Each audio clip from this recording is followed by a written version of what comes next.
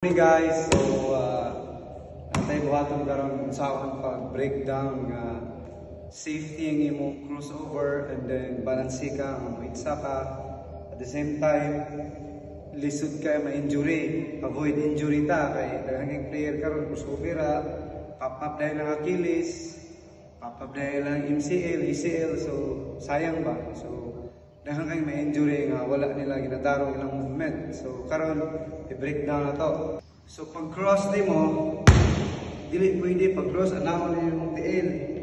Kay kuya ang defender maigo ka so mo na ma-ACL ta o dili mo malisod dayon mo na ma-injury ka.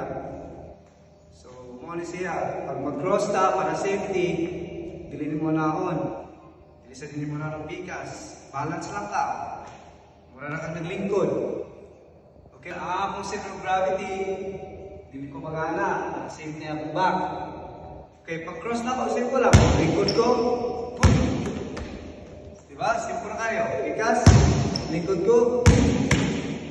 Okay, karon atong tagaan o para yung defender, muriat. I-wide din ako. Wide na ko. Diba? Balance ko. Tao, pikas. Wide, boom! Balance, safety ko. Ang nakalitot nag-balance ko, pag-cross na ko, balance ko, pwede ko makareact siya, makarecover siya, pwede pa kumira pa. Pag makarecover siya, pwede pa kumira sa legs. Muna yung movement, basic, fundamentals kayo, sa inner subtone, safety ka, avoid pa ka sa injury.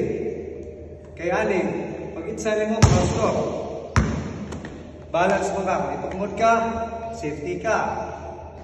Kung namagan ka, safety ka. May balance man ka. So this one, we're gonna go to our left. You know what? We're gonna go to our left. Left hand. Have to be more simple, basic, avoid injury, and balance. See? And wide, open up.